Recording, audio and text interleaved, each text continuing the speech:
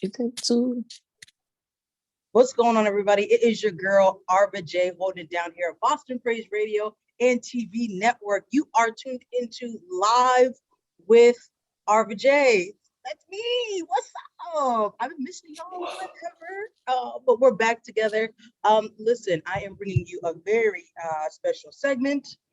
It is called Same Sex, Different Direction. Again, that same sex, different direction. And since we are talking, and this is part 2 of our segment, please go ahead and get your babies out the room because we have grown folk talk to attend to. So if you have any small children, I'll let you decide on, what that age range looks like. But please, I ask that you put some headphones on, or ask your little babies to leave the room so that we can talk. We like to keep it candid here and honest and open and free flowing.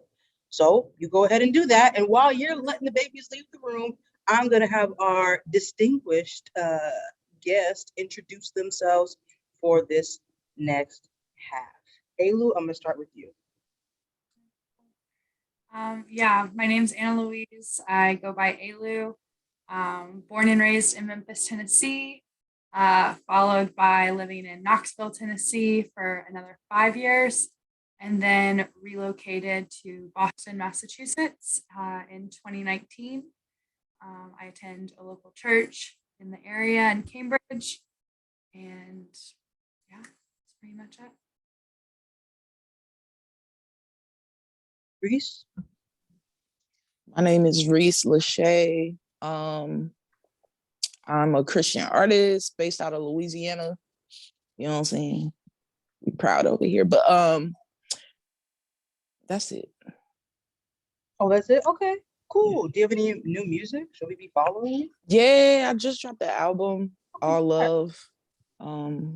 Super dope. Where can we let me do this real quick. Where can we find you both on social media? A_WHOA_LOU. That's on Instagram? Instagram. Got it. And you can find me at REECELACHE everywhere.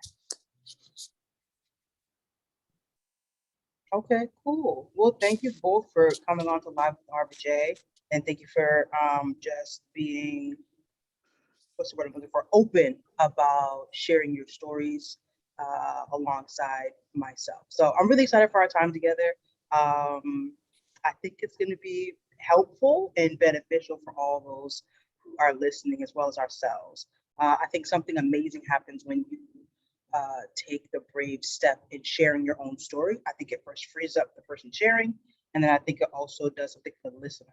So I'm excited to see how God uses our time together. So again, our topic is same-sex, different direction. And so this conversation has been one that's been on my heart for a while, as some people may know. For me personally, it's a big deal. I grew up in the I guess you can call it the Black church, if you will, and grew up in a great family, loving family, tight knit family. However, all the while I was growing up in the inner city, in the community here in Boston, I was dealing with same-sex attraction. So that's my tie to our conversation and why I've been waiting to have it for a while. So I'm really excited that we can sort of dialogue this out and share some of our stories. So with that being said, I kind of want to dive into this first question. We can kind of just chat it up amongst ourselves. A lot of people, and these are just a list of some questions that a lot of people have had. So what we're going to do in our time together is sort of put to rest, I think, is some of the misconceptions that people might be having. I think your stories will help to shed light on that.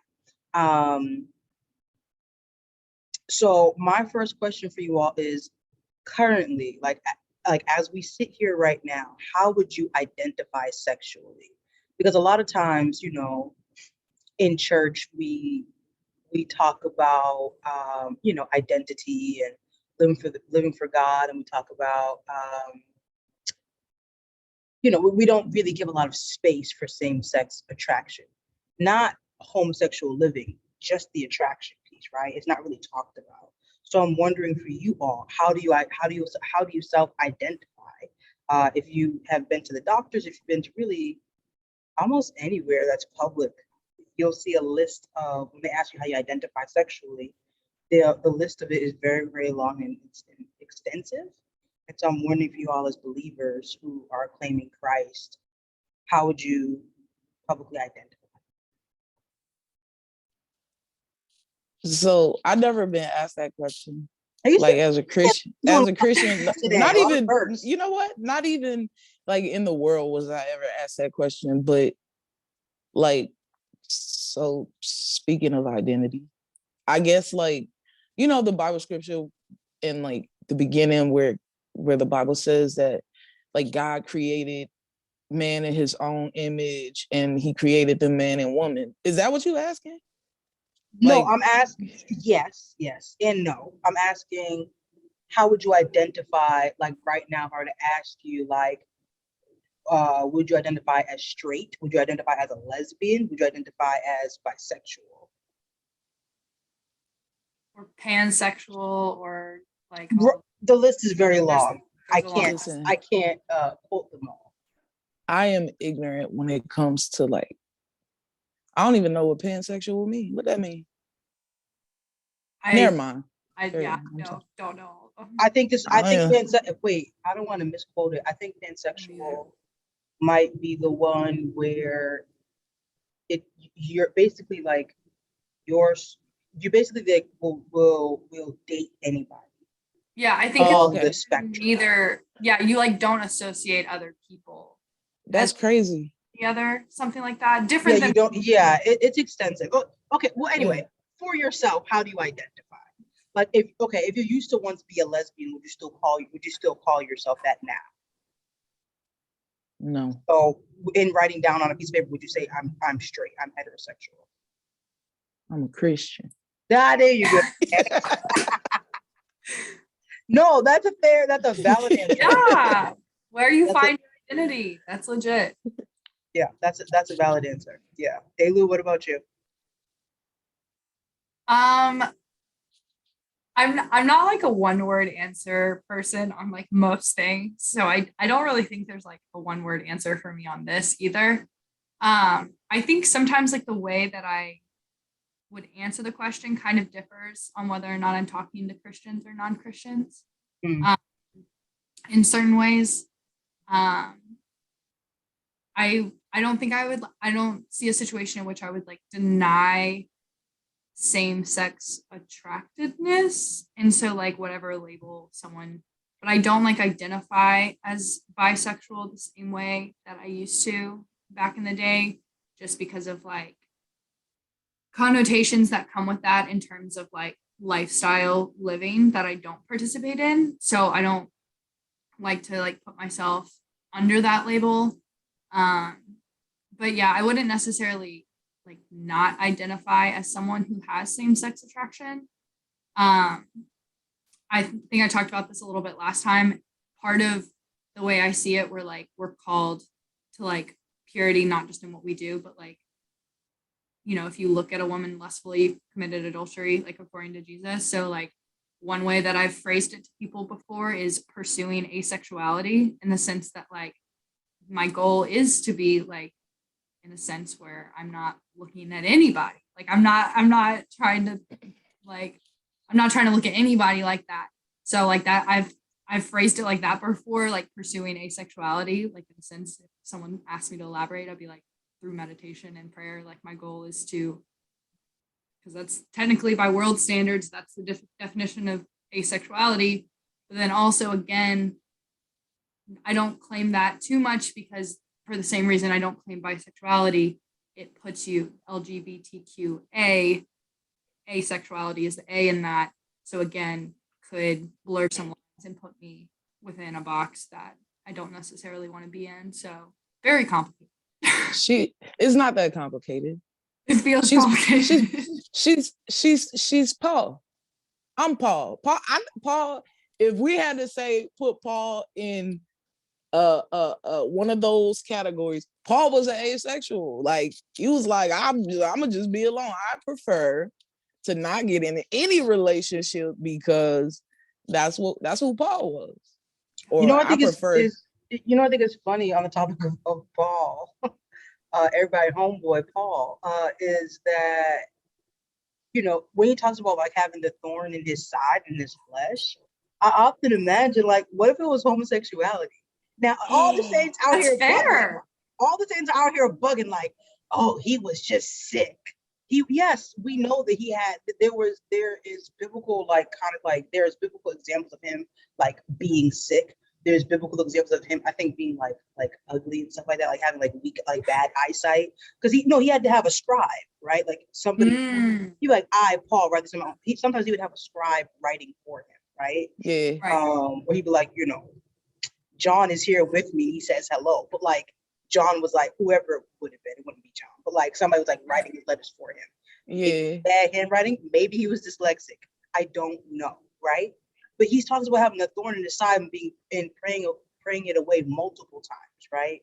And then God not taking away that pain from him, but him being committed to the work of the Lord no matter what. But my question is, what if it was homosexuality? And therefore, Paul is more like most believers or some believers than not. Paul is really identifying with more of the struggles than not. So therefore, when we come into, you know, into church settings and spiritual settings, and people are kind of like looking, you know, kind of looking at you funny, or someone is being dismissive of someone who has same-sex attraction, or even someone who's practicing homosexuality, right? Like openly practicing.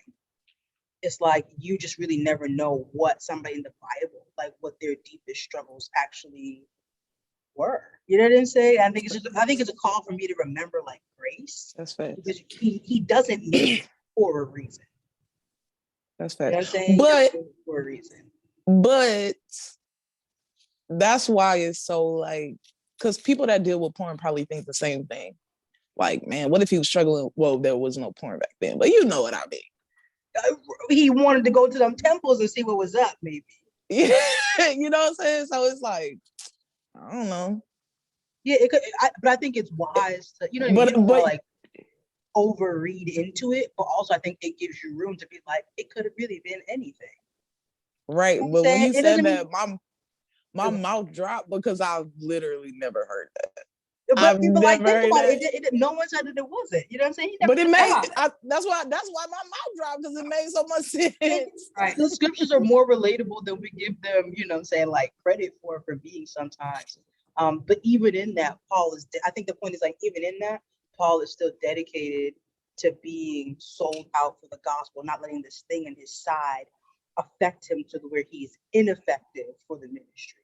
So he's still like, let's say it was homosexuality. He's saying, like I'm tossing this lifestyle to the side to obtain like a higher goal, a greater calling. Yeah. And I think for me that speaks volumes. I mean, it also could have been like, I don't know, overeating, which probably wasn't a thing at that time, but no, it would have been a thing. But whatever, he could have been like fat, right? Like I don't know, or not fat, but like struggling with an eating disorder. You just don't know, right? Like you just don't know what it would have been. But I choose to think it might have been homosexuality for the sake of comfort. Whatever it was, he wrestled. Now you know, my light just went off. My Jesus. Dang, whatever it was, he wrestled. Right, it was a like wrestling. He fought. What the heck? Yeah, no, you're not. It was a wrestling for whatever it was a wrestling, and whatever it was eating him up on the inside. Therefore, I guess the root of his issues is relatable to whatever anyone might be going through. You know what I'm saying? Like the heart of the matter, the issue was that he was asking God to take something away from him, and God was not letting up on this thing and leaving him. Kind of like Job, when Job's going through his hardships, right? Like it's just not ending. It just increases. And so I think that when people talk about having like praying the gay away, if you will, and people just saying, you know, I've tried to pray it away and just won't stop. okay, well, Paul had an issue that just wouldn't stop too. You know what I'm saying? Job Mhm. had a time period in his life where things just wouldn't let up for him. But he decided not to curse God and die. He decided not to turn his back on the Lord in the middle of something being super chaotic and super difficult. So in that same vein, do you all think when people talk about praying the gay away, it's usually the first statement often made is that like I was born gay and I've tried to pray the gay away. So do you all think that people are um, born gay? The only answer I would say for that Or even for is like yourself? You don't even go for the Bible say, like, you know what I'm saying, we all born into sin, right? We all born into something, right? So maybe you can be born into it, maybe, but you know what I'm saying, like, people are born limp, people are born, you know what I'm saying, so maybe we do got some chromosomes mixed up in there somewhere. You never know, but I don't know. What you think, Alu? Yeah, thoughts? I'm definitely like not a scientist. And I don't have a genealogy degree or like any of that kind of stuff. So I've heard, so like one thing that I've kind of heard before in terms of like born gay is the idea of like hormonal balances. So like I've kind of heard this idea once that like people will say like a mom has like 3 or 4 sons and like the mom only has like so much testosterone to like pass to her offspring. It's possible that like the third or fourth son has like a higher percentage rate for identifying as gay, possibly because he has less testosterone because his older brothers took it all. That's one thing that I've heard in terms of like a scientific explanation for why someone might be like born gay, but that's about to the extent that I know it. Um, it's one of those things where it's like I really don't know. The one thing that I would say though to someone who like finds themselves in the camp of like being like fully believing born gay, no exceptions. I would just like challenge you to like ask yourself like, well, what if that was not this? Like what if it was not you're born gay? Variables do I think might play a role in this? So like one of the things that like I touched on last time was in the 6th grade, like I was labeled a lesbian by my peer group. And even though I never made a conscious decision, like they called me a lesbian, so I'm going to become a lesbian. Looking back on that at age 26, like over a decade later, I can't help but associate like the two and like some amount of correlation between the two things. So I would just say take a step back, consider things in your past life, whether it's things like your childhood, relationships with friends, things from your parents, or whatever, and just like consider the possibility that it's not entirely biological and that That's maybe facts. My Yes. like my whole thing for like like my mama used to call me gay before I was even gay. Mm. Like, cause I bawled, and my mom, like, I remember a very specific time when my mom, her boss was gay, and I went to my mom's job, and she was like, she introduced me to her boss and was like, "This is my gay daughter," and I'm like, "Mine, like, who said I was gay? Who said I like who said this? Who, you know what I'm saying? I hadn't done anything yet." and I think if people were honest, a lot of people have those stories. Like a lot of people who identify in the LGBTQ community have those stories like That's heavy. That's heavy. Yeah. I I don't know. I think that I don't believe that people are born gay, like out the womb gay. You know what I'm saying? Like while you're in your mother's stomach, you was like bisexual or something like that. However, I do think all bets are off outside the womb. You know what I mean? Like when we talk about being born into sin, that would be born into it. You know what I'm saying? Like outside of the womb. Not that the womb, not that life in the womb is like picture perfect, right? Like I'm sure something can happen in there.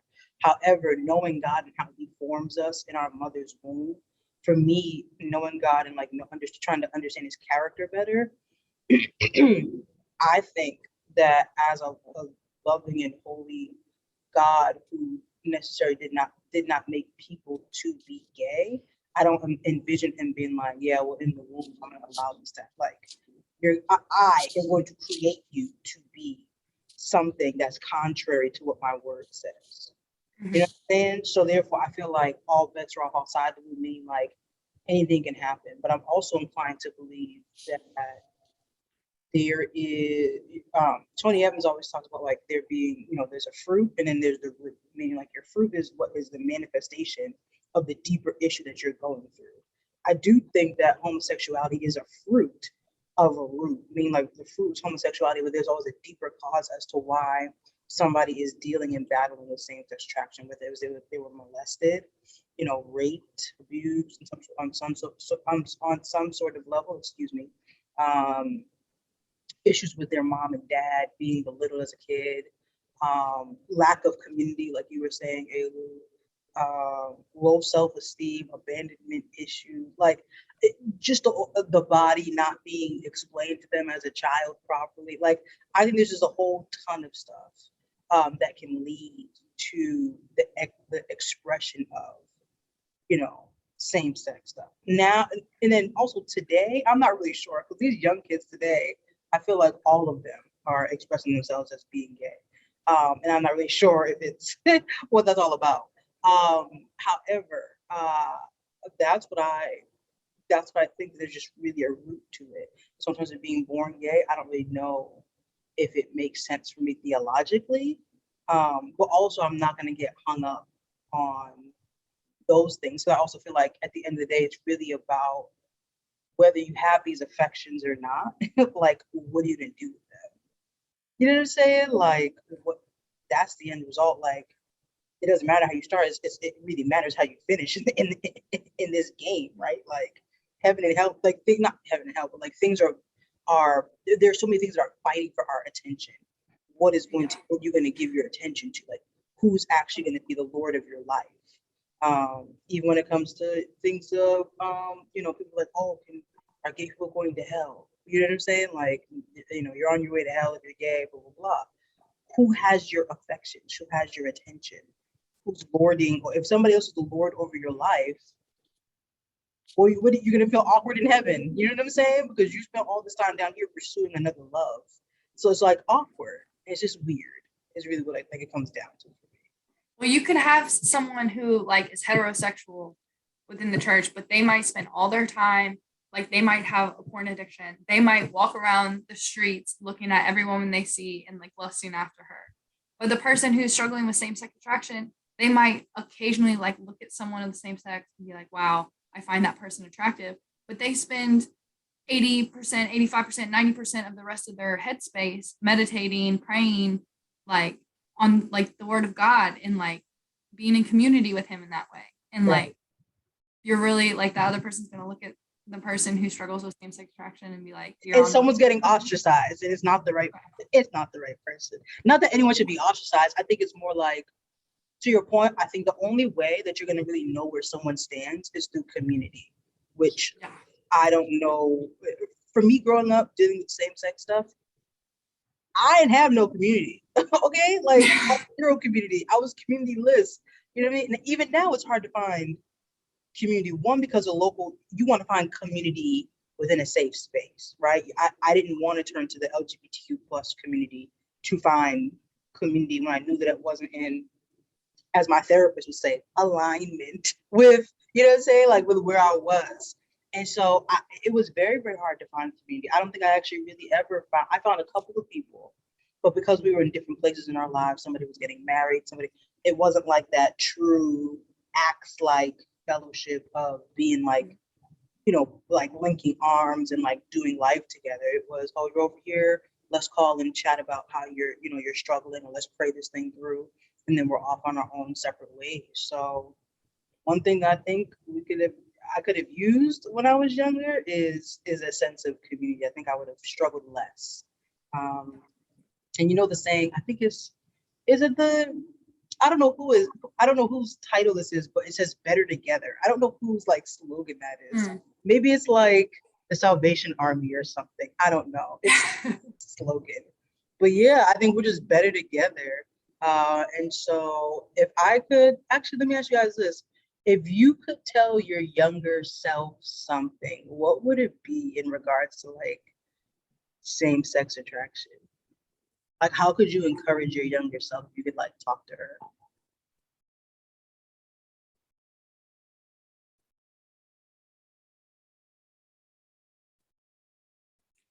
Was the stumper? Did I get you guys?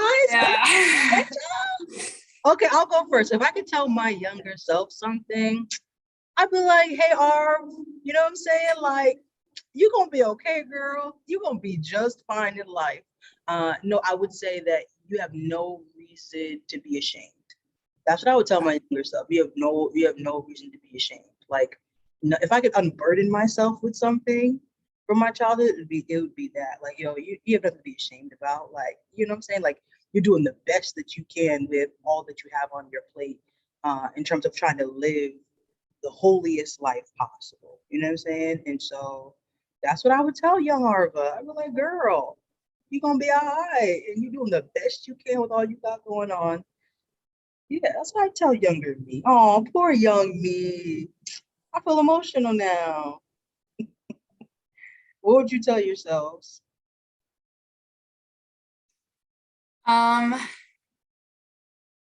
think as someone who like maybe in the season was like not doing my best in terms of like following God or like trying to like live the most holy life or anything, I honestly feel like I would tell my younger self like life is complicated enough. Don't make it more complicated.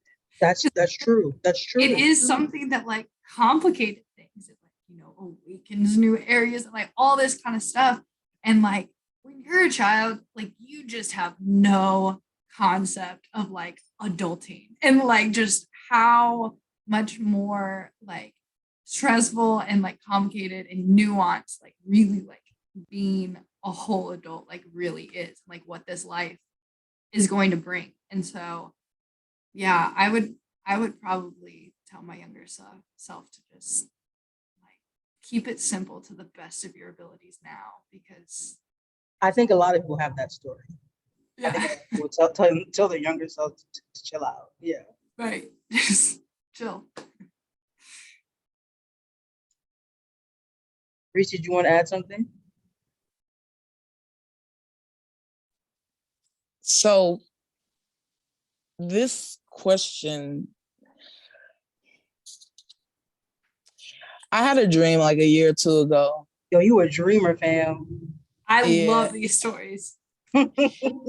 And it was the older me, and I was working somewhere doing something. And there was a younger me there as well.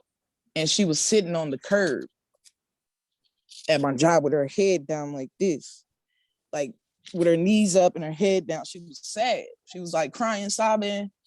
And somebody was like, hey, like to me, somebody said to me, hey, yo, like, she all right? And I was like, nah, she good. She just, you know what I'm saying? And I kept, doing what I was doing. And it's crazy because like at that time when I had the dream, I was dealing with and God was unfolding a lot of things in me from when I was a little girl. And I've carried these things, and so many of us carry these things with us our entire lives. We don't understand, why am I doing this, or why am I this way, or why am I, you know what I'm saying? And we're literally carrying these children, our old selves, along with us in these grown-up stages. And when I had the dream, it was like, man, it made me realize like God, never mind. Never mind. No, That's just when I learned, like, yo, you need therapy. no, that's facts. That's right. No, because while you're going through any sort of major transitions in life, and while like, we're doing 1,000 things at one time, right? We're carrying around the inner child on our back. We're working full-time jobs. We're in relationships. We're in these church settings. We're in all these different facets of in areas of life. You need help to be able to balance and separate and adjust and take apart and put back together again these different pieces of your life. You know what I'm saying? So I think what you're saying is spot on. You need therapy. Everybody needs therapy. I honestly believe, even if it's for a small point, a small period of time in your life, to be the ability to sit down and let me just get on my box here real quick. I don't mean church therapy. I don't mean like your pastor counseling you, right? That's Christian therapy, right? Like your pastor might have gone to school for therapy. That's fine. Then I would probably allow it.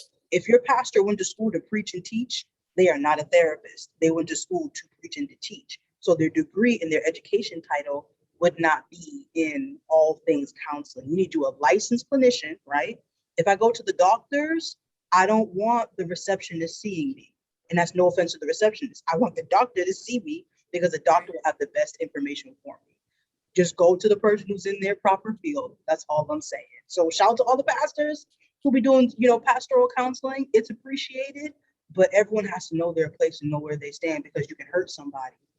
Even in saying good things, you can hurt somebody and lead them down the wrong sort of like path, or not have the full level of knowledge to be able to impart like the proper amount of wisdom to where they are. So go to therapy. That's my little side note for the people.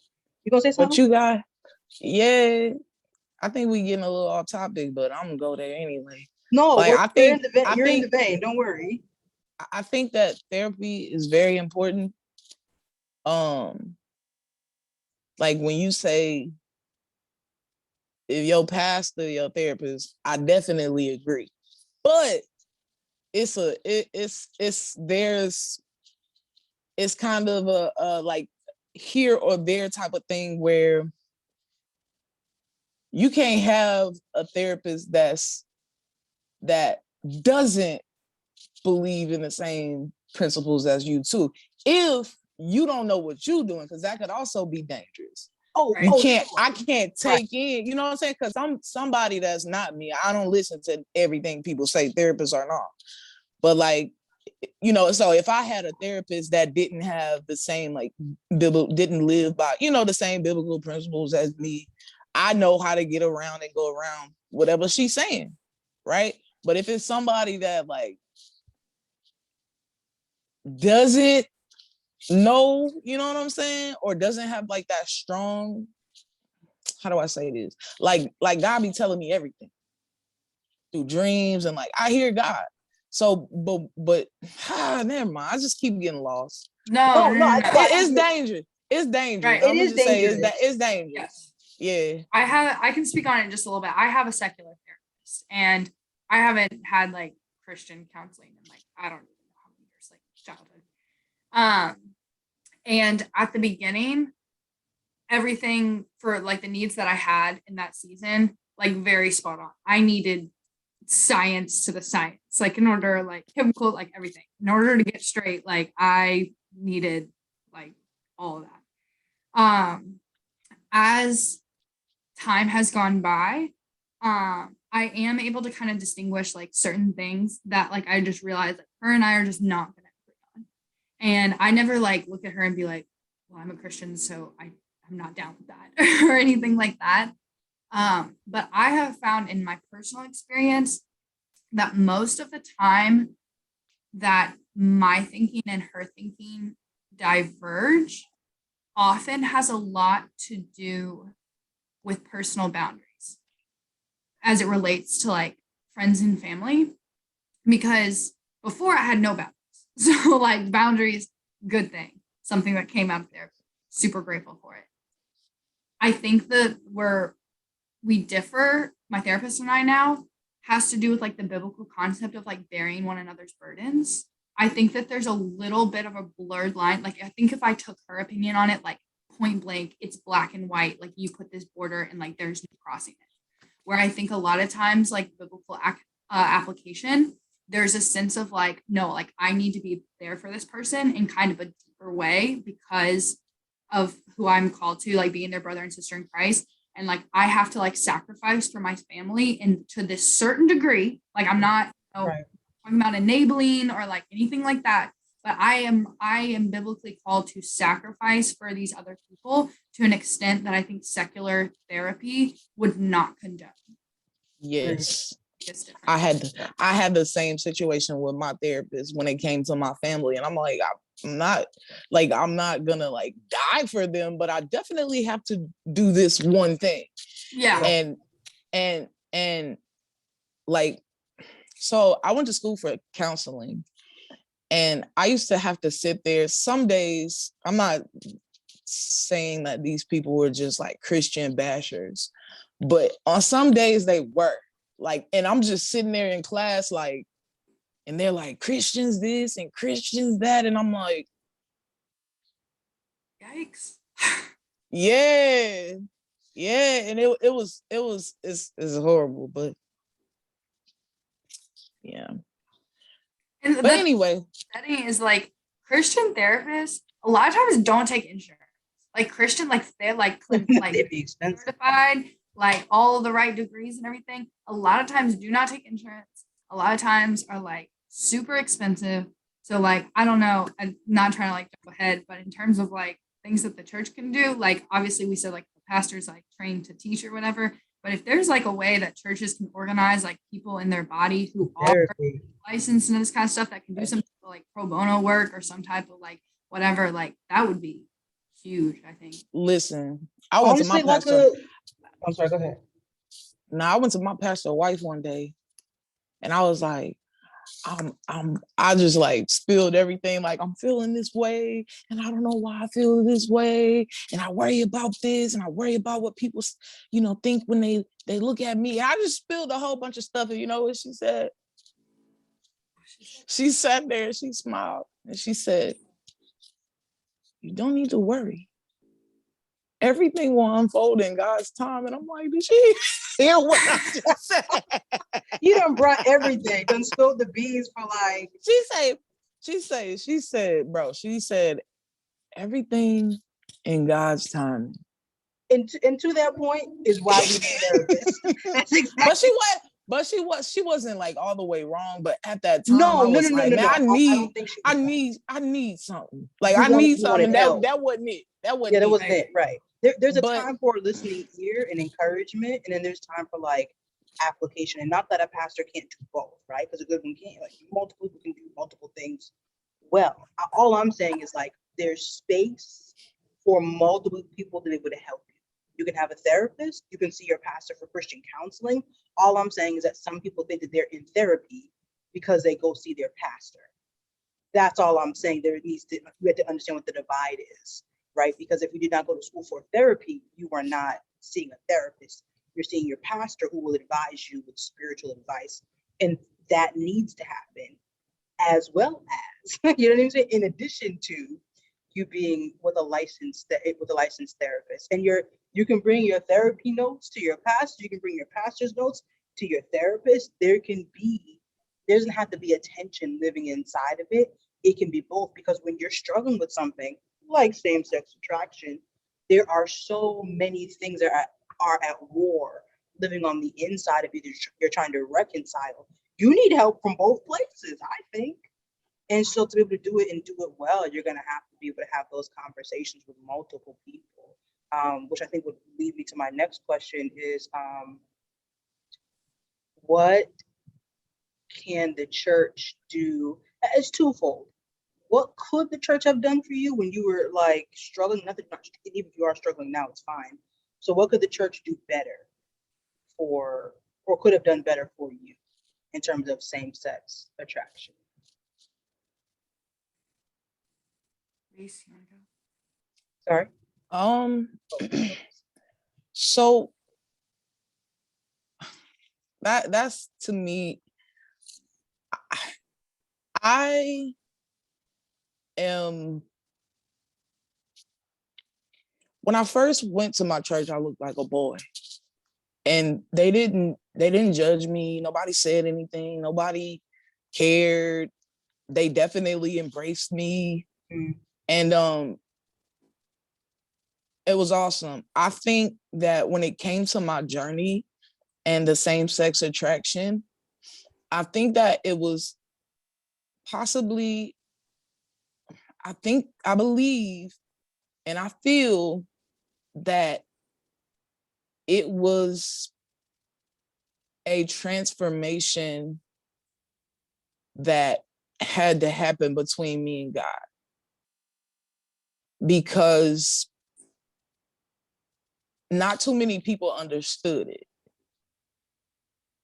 Not too many people understood what I was going through. Not too many people understood where I was coming from or how tough it was. So I believe that God graced me with all the things, the tools, the dreams, the everything that He placed in me. I believe that He allowed me to do that thing on my own with just Him and me.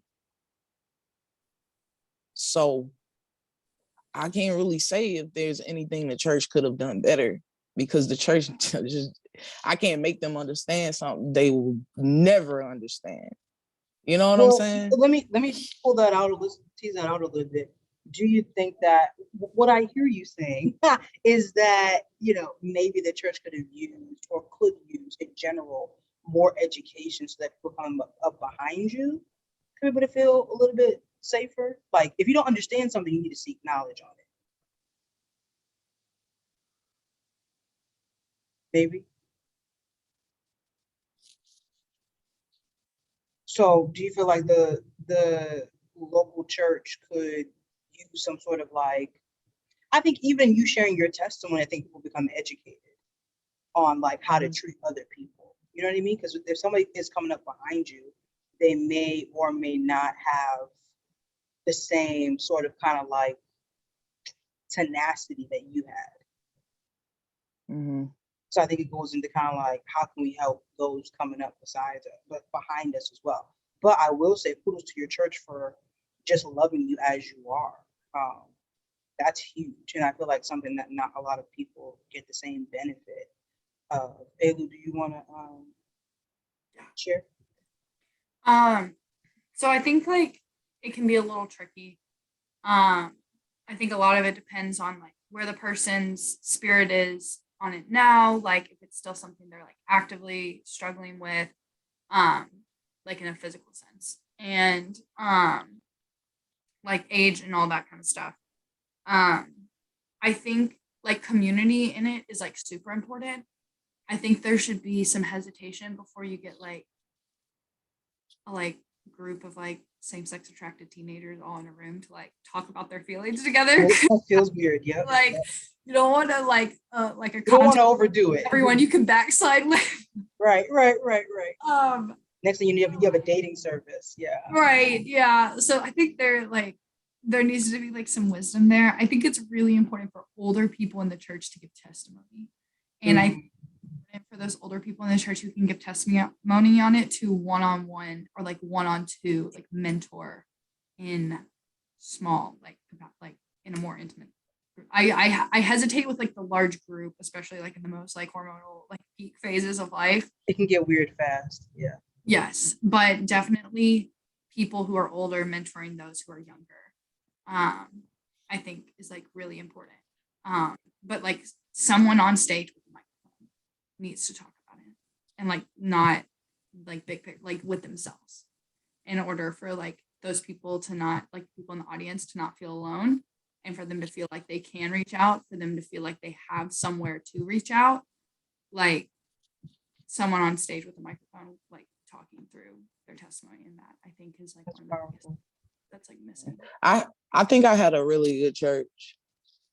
I had a really, I came, like when I did give my life to Christ, I had a really good church. Like we had all those things. Like we actually did have dating groups. Like we had where, you know, if you single, it's called assault ministry. Single, something I never went. But we had 18-29. That's for the people that's between the ages of 18 through 29. We had so many different groups at my church. So I think that would, yeah, that might be the thing for me. Yeah. So I had, and then I did like gain friends in those groups, like 18-29. We talked about, you know, our struggles together. And I did have there was ratchet people that went to my church. So, and my mama, she not my mama, but she my mama. She was ratchet. She told her story. She talked about everything she did. And you know what I'm saying? I had a really good church, man. That's awesome. Dang. I feel bad for like, because I be hearing like a lot of bad stuff about churches. And I've seen some stuff, but thank God for my church. See, you got a taste of like authentic community, it sounds like. I think that's what I would add in too, just authentic community is necessary. Again, maybe not like a hookup group, but definitely people to share in the journey. And I think, Elu, to your point, it is really important that older people do share. Cause I promise you, it seems like older people be acting like, what's gay? Like what is like someone define it. Now you know good and well that not everyone's grandmother, you know what I'm saying, was feeling their grandfather at first. Okay, like some people were out here, you know what I'm saying, like acting like they can't relate to what it is that people are have gone through, will go through, whatever you want to call it. So I think it's very interesting how we try to just kind of like sit and look and stare versus like, no, sis, you remember what it's like, or no, bro, don't act like, you know what I'm saying, Nana was your first choice, because you know she wasn't. But there's Not Nana. listen, okay, no, because I mean, older people really act like that. No, somebody Nana had to have had same-sex feelings. Let's just not, you know what I'm saying? Like, it's just the facts of life. So I think alongside that, while God does do the inner work on your heart and can change you, right? However he sees fit, it means something to the hearer, just the person who's sitting in the audience, the person who's struggling, that someone says, hey, like I've been where you are and there's hope. Or, you know, I know people who've been suicidal over dealing with same-sex attraction, and there's hope and you don't have to die. Like, look at me and I've been dealing with this thing for X amount of time, or God helped me by giving me community. And then my point to community is that I think while people may struggle with same-sex attraction, shoot, even myself, like there's something about being together that just changes the dynamic of everything. Like even this conversation, knowing that I can say something and the two of you understand it, like on a deeper place, changes the scenario of maybe even me feeling alone or vice versa. So you're less alone when you have people together, and you're less inclined to go do stuff or to wander off into temptation or to go find yourself with someone who's the same sex, and you kind of like leading each other down the wrong path if you have people with you. Let me tell you, man, I used to be on a cleaning ministry at my church. Okay, cleaning ministry. Listen, I only chose that one because I was trying to be humble, because like they started letting me perform, but they was like, but you got to serve somewhere. I could have served with the worship team, all that, but I love cleaning them toilets. But anyway, listen. So we cleaned on Fridays. Every Friday we cleaned. So I had plans. This was like 2017. I had plans with a girl. After cleaning, I was gonna go home, you know, go hang out with this girl. And something was happening at the church where my friends was there. Like I think they had like some kind of meeting, or while we was cleaning, something else was happening. And one of my friends was like, come on, let's go sit in my car and talk. We sat there and talked till 3:00 in the morning about Jesus. There you go. About Jesus. Listen, and I like, because so when you said that, I'm like, bruh, and that happened a lot when I had my group of friends. It happened a lot. I can remember, like, I was at one of my jobs, and this girl, she flirted with me a lot. on the first day, but she came in, she had like a see-through shirt on, and I was like, And I text my friends and I was like, hey, pray for me. And I'm sitting there like reading all their messages, and they like, girl, like you know, they, you know what I'm saying? So I think the difference with y'all grew up in church, right? That's why. Y'all grew up in it. So it's like, we have different perspectives, like when it comes to the church, because when you grow up in it, it's different. I hear that a lot. I hear so many things people say about growing up in a church. Like when you talk about like people saying like you're gonna go to hell for this, or you know, having thoughts of suicide because being gay. Like my mama was telling everybody I was gay. I didn't have to be ashamed. She was already telling everybody. You know what I'm saying? Or I didn't have to, you know, my mama is definitely not. So I didn't have safe people around me. So nobody cared. I just wilded out and did whatever. And when I was older, that's when I started going to church. And y'all had it bad because y'all had to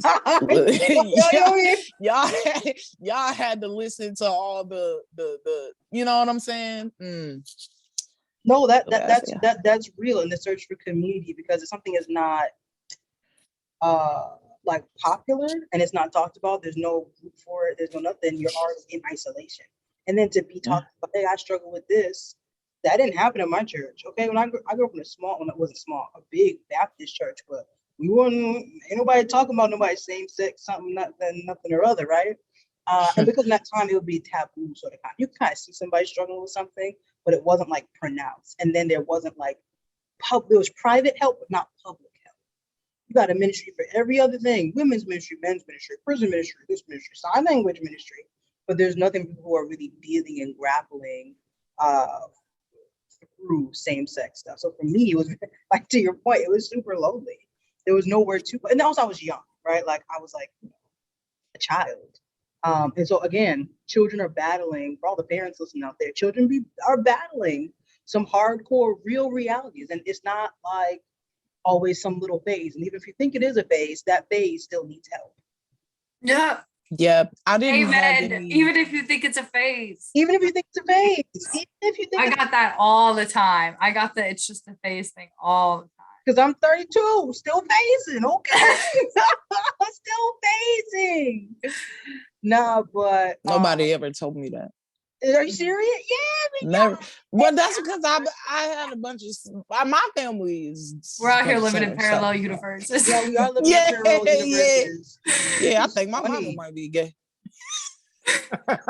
I'm just joking, but for real. No, but for real though, I think it's but again, I don't know that to be in something, you're not really lacking community because you have people around you. So the struggle is sort of different. You're just you versus I was dealing with it privately and contending on the inside because I felt like like the Holy Spirit or whatever, but I didn't have anyone to share the journey with. Even to date, it's still hard to find people who also are of like minds, right? To have the same sort of outlook and spiritual perspective as I do about a thing.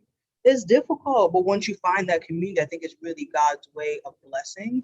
And it also shows like how the church is supposed to be. There's not supposed to be any sort of untapped, nothing in the church should be necessarily taboo, right? Because if Christ died for everything, he would die for the taboo things as well. So therefore, when we talk about it shouldn't be awkward. It shouldn't be weird. Yeah. Facts. One day I was a girl. Next day I cut all my hair off. Nobody said nothing. Like nobody was like, because everybody thought they knew that I was gay already. So it wasn't. I didn't have. Yeah. So was I'm it? sorry. I'm sorry. Was it tough for them to place a label on you like that? What you mean? Like the label, like, oh, you're gay. Like, do you feel like it was like kind of like Amy was saying, like, is it like a self-fulfilling prophecy? Meaning like people are speaking it so much to you. You know what I mean? Like that you then turn around and do it. Yeah, so and you're asking me, was it hard for them to was it hard for you? Meaning Oh, for like, me. yeah, did you feel like they were like speaking, like, were they putting it on you and then you heard it so much that you then were like, yeah, I'm in agreement with this thing? So I didn't start feeling like that until after I got older. Like after I got saved and all that, then I was like, dang, people been calling me gay before I was even gay. But back then it wasn't like I didn't think much when I was younger. I just did things. You know what I'm saying? So I didn't, yeah. That's why I had a hard time when you was like, if you can go back and tell your younger self anything, I didn't think much. Um, I was a very impulsive person and I just did things, you know. Stayed in trouble for that, by the way, but But you made it though. Here you are yeah. now. Well, I'm still a kind of impulsive, Are you a really? little bit. Okay. Yeah, I think yeah, there's a place for being impulsive. I think there's a time and a place for it. yeah. Uh, there's a time and a place to lead the charge and to kind of go after stuff and um to put some things on the side, put things on the side, like go after things. There's a place for it. And I think leaders need to have that sort of impulsiveness and then have people Mm. around them who are kind of like more tame and calm to kind of, balance out all of that. Yeah. Oh, Let me ask you this question. Um, so we already talked about what the church could have done well, or what the church did do well for you by accepting you. Um, what what could the church do better with people right now? So people right now, for example, where you are right now within your faith, what could you use from a local church? Or what do you think that other people could use who might be on the LGBTQ plus like community in a local church to feel mm. and embrace? See, I wouldn't say about like it has anything to do with like LGBT. I don't. I never even be thinking about stuff like that. But in general, I think the church could do better by allowing questions. You know what I'm saying? And I know it could be hard. We have all these like mega churches and the pastor gets up and he preaches and that's it. You know what I'm saying? That's it. Like I got a question. You know what I'm saying? Back in Jesus' day, when you read when Jesus was speaking, most of the time he was answering questions. You know what I'm saying? Most of the time when you see that red, he's like talking to somebody and he's Mhm. answering their question. Surely I say to you, you know what I'm saying? And I feel like that's like something that not just homosexuality for homosexuals or people dealing with same-sex attraction, but there's a lot of people struggling to know things. Like, you know what I'm saying? And I just feel like, I don't know. I just feel like the church should just do better with that. With I don't know. Yeah, I agree. I think that there's been this separation kind of happening in churches, and I think it would be beneficial if it stopped. For example, I think that it can be very taboo to talk about same-sex stuff, and I don't know that it should be. This type of conversation should be commonplace. You know what I mean? I think it should So be sorry. very. I'm so sorry. I'm gonna have to run. I really appreciate Thank you for hanging with us. part We're two gonna of wrap this. up. We'll flip. Now you and Reese can have a one-on-one time. Nah, No, but thank you I so much for hanging with us. thank you. Do you have any Well, final comments before you dip out? um, Any words of encouragement before you leave?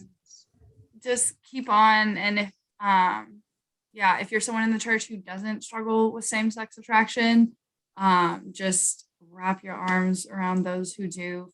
Be an open ear to anyone who wants to talk about it. Don't feel weird, don't feel uncomfortable, don't feel like whoever you're talking to like probably thinks you're hot or anything like that. Just Yeah. like just be an open ear. If you are struggling with same-sex attraction, just know that you're not alone. And if you're outside of the church, I challenge you to have more conversations with people in the church who are same-sex attracted and ask them your questions instead of just assuming that you know everything about Christianity and all that. Right? Have a conversation with someone who thinks the same sex is hot and also loves Jesus. Have that conversation. Yeah. All right. I love y'all. Talk to y'all later. Thank you so much. Bye. All right. That's funny. That was funny. So back to your point, I definitely agree with it. I think on my end, the church could definitely use, just providing spaces to where this conversation is not taboo, to where it's not weird, and to where it's commonplace. I think more people struggle with same-sex stuff more than we think that they do. And just because we're talking about it, it doesn't mean that other people aren't struggling. Like the most random. Facts. Shoot, it could be pastors in pulpit struggling, right? It's not as uncommon as we think. There's just not a lot of people feel like voicing it or feel like they have the courage to speak up. So I hope people, even from listening to this, will find the courage to speak up and speak out. Because one, it's a plot of Satan for you to stay like bound within your mind.